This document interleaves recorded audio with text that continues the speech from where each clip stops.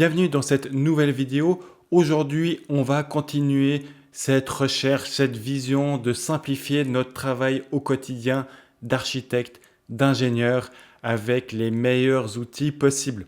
Donc aujourd'hui, c'est le logiciel Tecla Structure qui nous intéresse. Logiciel qui permet de modéliser les armatures, les structures métalliques et autres. Vous allez voir, c'est vraiment intéressant.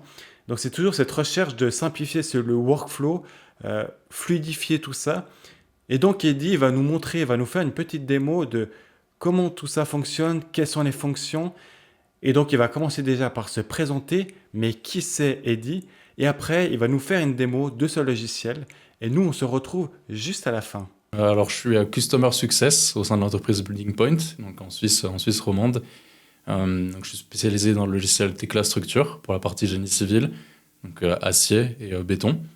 J'étais autrefois donc chargé de projet chez Equans au Canada pour les projets pareils de construction gros œuvre, second œuvre.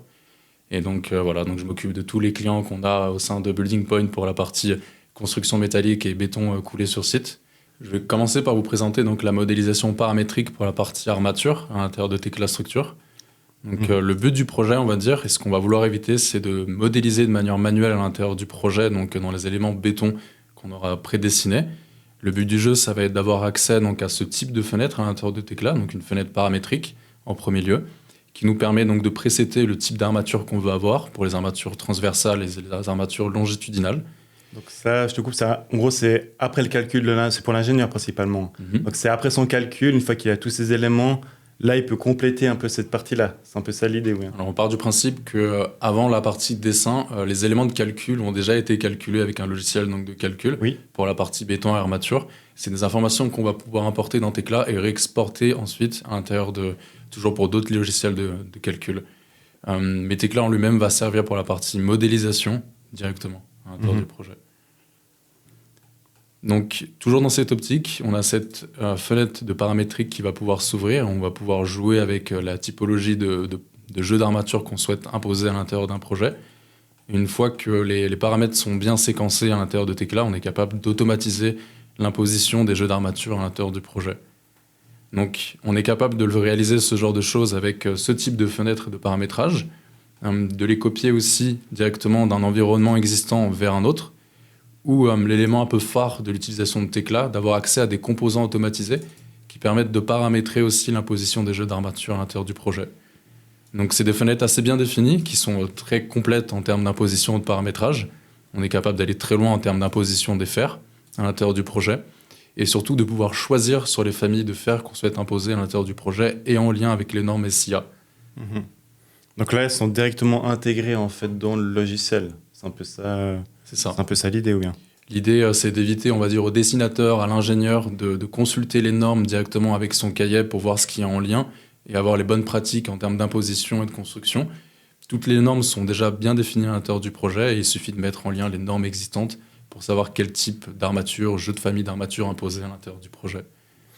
Et puis par rapport à ces normes, elles sont quoi? Elles sont justement intégrées directement? C'est un plugin? Enfin, ça se passe comment justement par rapport à ces normes SIA notamment, là, je vois? C'est une bonne question. C'est un plugin donc, qui a été créé par Building Point en Suisse alémanique, donc réalisé par nous-mêmes. Mais effectivement, c'est des normes c'est un plugin qui a été modélisé et créé par nous-mêmes. Donc ce qui permet en fait comme tu disais, de rechercher beaucoup plus facilement, parce qu'il y a une correspondance directe aux dernières normes à jour vraiment, et par rapport au type de...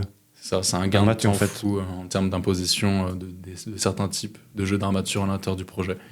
Et toujours dans le même mindset, on retrouvera aussi le même process d'imposition pour la partie construction acier, donc pour ce projet de construction de pont. Donc, sur la partie acier, on va se concentrer sur ça. On a la possibilité aussi de mettre en lien avec les normes SZS, toutes les normes qui sont existantes à l'intérieur de nos standards de modélisation. Donc, toujours pour la partie SZS, contrairement aux normes SIA, on est capable aussi de faire ça à l'intérieur du projet.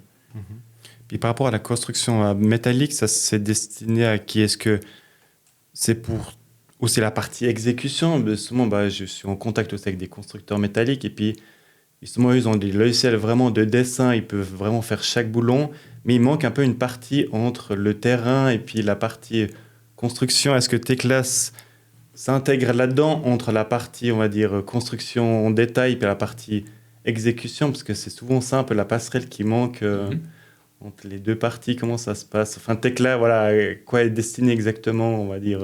Alors, Tekla est destiné à faire de la modélisation, ça c'est sûr pour la partie béton, pour la partie armature et la partie construction métallique. Mais le livrable attendu, c'est d'essayer de faire le moins possible de livraison de plan projet et le faire directement le lien entre ce qu'on va maqueter et modéliser et ce qu'on attend en termes de modèle maquette pour la partie chantier et construction sur terrain. Donc, on va avoir un lien direct avec Trimble Connect qui va nous permettre donc, d'exporter nos maquettes et d'être consulté par des personnes sur chantier. Donc ça va être vraiment la partie beam to field. On va avoir une sorte d'interface viewer à l'intérieur de Trimble Connect où on va pouvoir par exemple modéliser notre projet et l'exporter sous forme IFC et voir un visuel directement du projet à l'intérieur de Trimble Connect.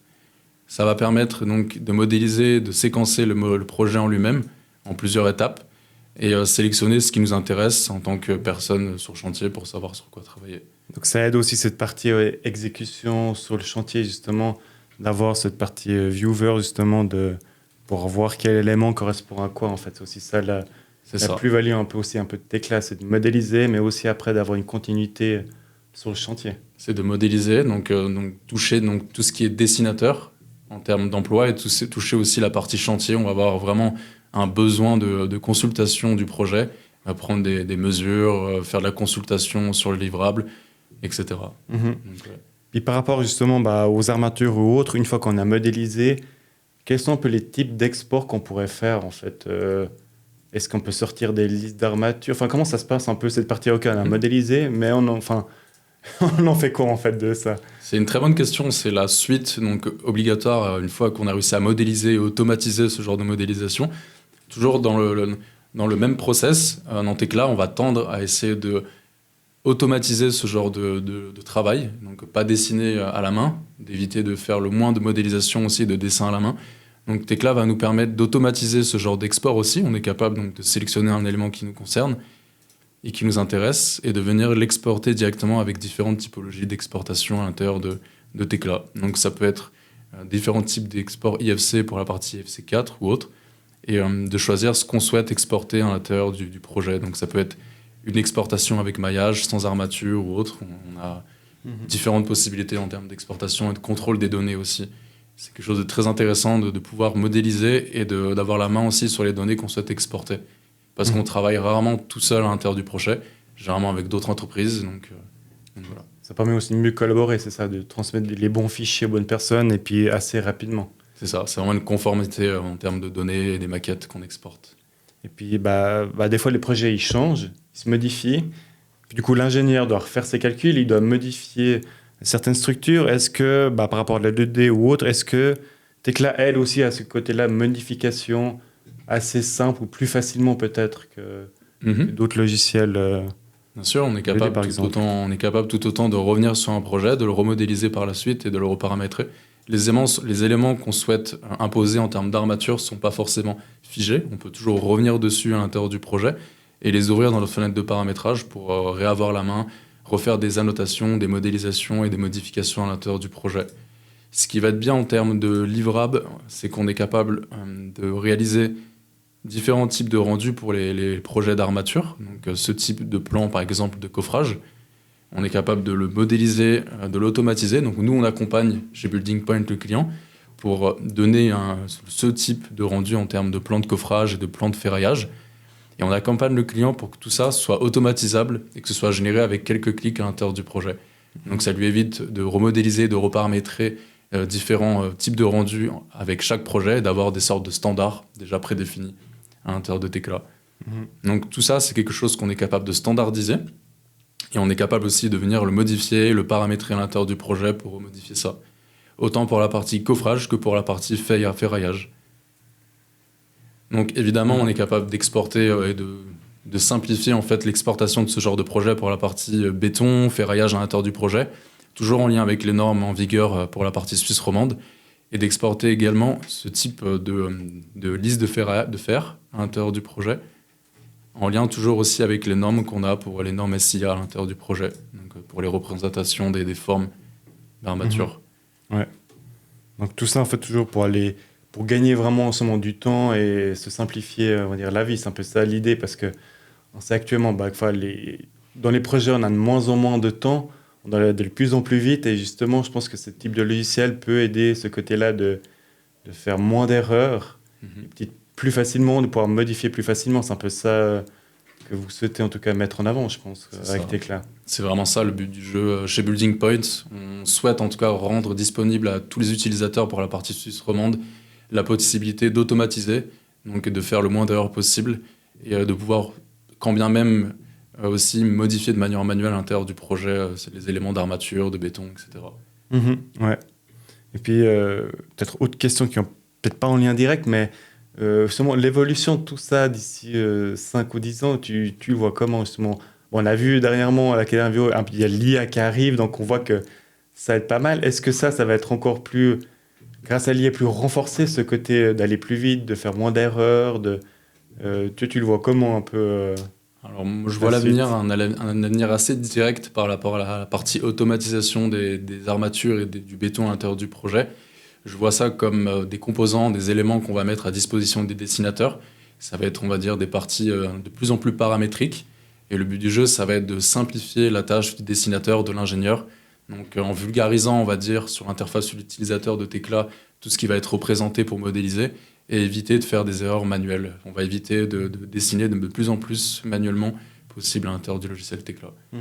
Donc, c'est comme ça un peu que je vois l'avenir. Toujours en lien donc, avec l'intelligence artificielle qui va, on va dire, être inscrit comme un outil, un accompagnement, un très bon accompagnement pour les solutions qu'on a dans le dessin. Et voilà. Mhm. Justement, dans l'avenir, est-ce que tu penses qu'il y aura justement plus qu'une interface ou ça presque une discussion avec le logiciel? Et puis, vu on voit déjà pas mal, il y a pas mal de fenêtres paramétriques qui fait qu'il n'y a plus qu'à remplir quelques champs et puis ça fait un peu de liste d'armature, etc. Est-ce que dans l'avenir, c'est un peu ça au final? Tu n'auras même quasi plus besoin d'une souris, ce sera plus sur une discussion avec le logiciel Tekla ou autre, hein. Mhm. Notre logiciel, en gros, ça sera peut-être ça l'avenir du dessin, tu penses? Ou bien... C'est exactement ça pour moi et c'est une très bonne question. L'avenir du dessin pour un dessinateur, un ingénieur à l'intérieur de Tekla, et c'est ce qu'on s'efforce de faire hein, chez Trimble et chez Building Point, d'insérer petit à petit en fait des outils d'intelligence artificielle. Donc on va rentrer dans le même aspect d'échange qu'on a par exemple pour un chat GPT. On va pouvoir rentrer des prompts, donc des questions qu'on a, des solutions et des problématiques à l'intérieur de Tekla Structure. Il va pouvoir nous aiguiller, nous aider sur des solutions existantes à l'intérieur du logiciel. Donc tant bien pour la partie assistant, et tant bien pour la partie développeur aussi. On est capable donc de donner un prompt de développement, donc des commandes d'exécution pour le dire construis-moi tel type de charpente, construis-moi tel type de Ouais. jeu d'armature à l'intérieur du projet. Et il Mhm. va exécuter donc la commande et le réaliser à notre place. Donc ça va toujours laisser place à la consultation. Donc il ne va pas remplacer un dessinateur, mais ça nous simplifie énormément la tâche. Donc on rentre quand même dans différentes autres capacités qu'un dessinateur doit avoir, on va dire, dans l'avenir, où il va devoir avoir des nuances de prompt engineering et savoir quel type de questions poser à l'intelligence artificielle. Donc, Ouais, ça développe de nouvelles capacités. ouais, c'est ça, en fait, ça acquiert des nouvelles compétences de comment faire un bon prompt, en fait, pour avoir un bon résultat qui correspond déjà à une bonne base, en tout cas. Après, quitte à le retravailler par rapport à ça. C'est ça. Et puis, sinon, par rapport aux normes, typiquement dans les prompts, est-ce que ça intègre aussi déjà les normes SIA ou autres qu'on fait une requête actuellement? Est-ce Ça que- intègre, pour moi, non, ça intègre pas forcément les normes qu'on a en vigueur et c'est pour ça qu'on est dans Mhm. l'obligation en tant que dessinateur ou ingénieur De toute de façon. toujours consulter, toujours revalider ce qui se fait en termes de résultats par rapport à l'IA. Actuellement, c'est vraiment, en fait, vraiment, actuellement, c'est une aide, en fait. C'est Ça ça. fait partie d'une base, c'est vraiment un assistant, qu'on peut appeler. Ça. Mais il reste toujours la partie humaine où on a vraiment contrôlé, vérifié Ouais. et voir si ça respecte bien les normes, etc. C'est pour ça que je tiens vraiment à souligner le fait que ça remplace pas un dessinateur. On aura toujours besoin d'apporter notre connaissance, notre savoir-faire, ce qu'on a appris à l'école et ce qui vaut pour notre diplôme en termes de travail. Donc, Donc on voit que le logiciel Tekla Structure a une fonction vraiment intéressante au niveau de la modélisation des armatures et des structures. Donc on va faire encore d'autres vidéos avec Eddy pour voir d'autres fonctions, importation du nuage de points. Il y a pas mal de choses qui est assez intéressantes avec ce logiciel. Et donc nous on se retrouve tout bientôt pour un nouvel épisode. En attendant, porte-toi bien. Je te souhaite une bonne journée, une bonne semaine. Hey, ciao!